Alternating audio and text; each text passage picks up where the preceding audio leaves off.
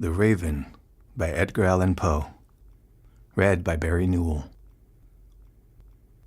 Once upon a midnight dreary, while I pondered, weak and weary, over many a quaint and curious volume of forgotten lore, while I nodded, nearly napping, suddenly there came a tapping, as if someone gently rapping at my chamber door. "'Tis some visitor," I muttered, "tapping at my chamber door. Only this, and nothing more." Distinctly I remember. It was in the bleak December, and each separate dying ember wrought its ghost upon the floor. Eagerly I wished the morrow. Vainly I had sought to borrow from my books surcease of sorrow. Sorrow for the lost Lenore, for the rare and radiant maiden whom the angels name Lenore, nameless here forevermore. And the silken, sad, uncertain rustling of each purple curtain thrilled me, filled me with fantastic terrors never felt before, so that now, to still the beating of my heart, I stood repeating, "'Tis some visitor entreating entrance at my chamber door. Some late visitor entreating entrance at my chamber door. This it is, and nothing more." Presently my soul grew stronger, hesitating then no longer. "Sir," said I, "or madam, truly your forgiveness I implore. But the fact is I was napping, and so gently you came rapping, and so faintly you came tapping at my chamber door, that I scarce was sure I heard you." Here I opened wide the door. Darkness there, and nothing more. Deep into the darkness peering, long I stood there, wondering, fearing, doubting, dreaming dreams no mortal ever dared to dream before. But the silence was unbroken, and the stillness gave no token, and the only word there spoken was the whispered word, "Lenore." This I whispered, and an echo murmured back the word, "Lenore." Merely this, and nothing more.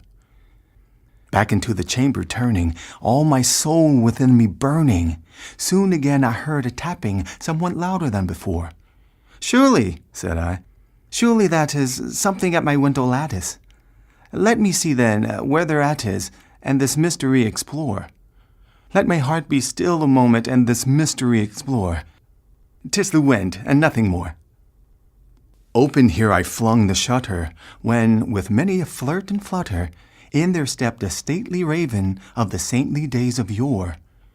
Not the least obeisance made he, not a minute stopped or stayed he, but with mane of lord or lady, perched upon the busk of Pallas just above my chamber door, perched and sat, and nothing more.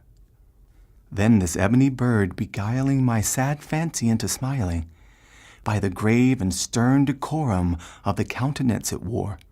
"Though thy crest be shorn and shaven, thou," I said, "art sure no craven, ghastly grim and ancient raven, wandering from the nightly shore. Tell me what thy lordly name is on the night's Plutonian shore." Quoth the raven, "Nevermore." Much I marveled this ungainly fowl to hear discourse so plainly, though its answer little meaning, little relevancy bore. For we cannot help agreeing that no living human being ever yet was blessed with seeing bird above his chamber door, bird or beast upon the sculptured bust above his chamber door, with such name as Nevermore. But the raven, sitting lonely on the placid bust, spoke only that one word, as if his soul in that one word he did outpour.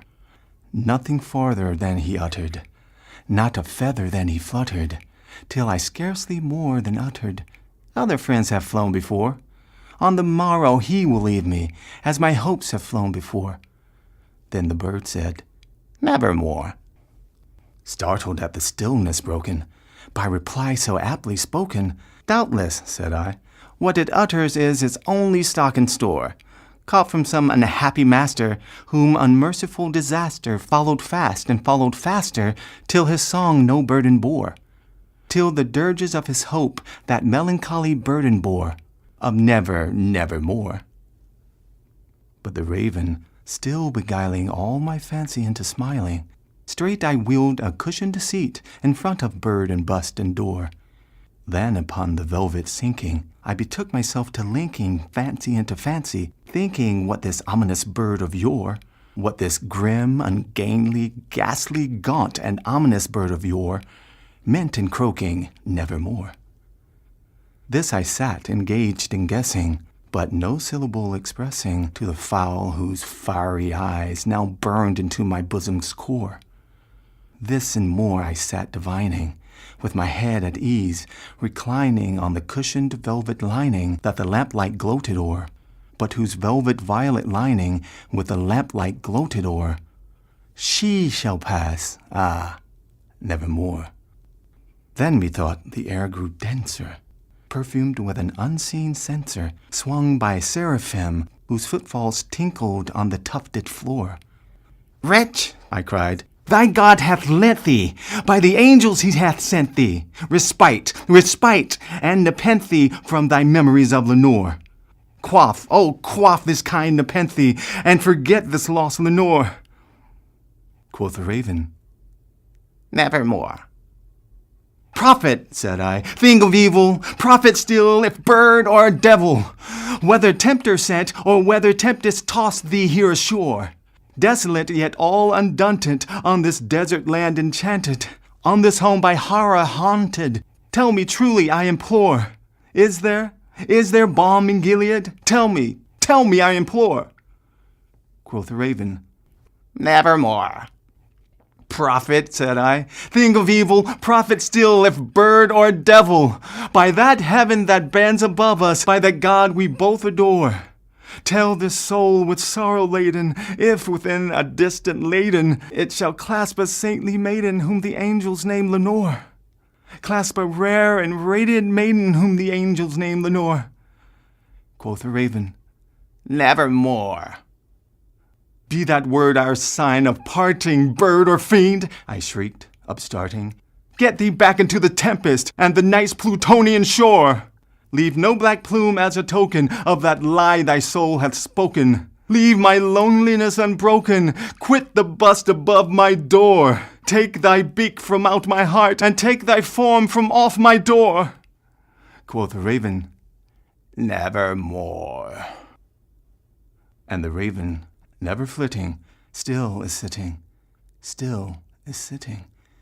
on the pallet bust of Pallas just above my chamber door. And his eyes have all the seeming of a demon's that is dreaming, and the lamplight o'er him streaming throws his shadow on the floor, and my soul from out that shadow that lies floating on the floor shall be lifted nevermore.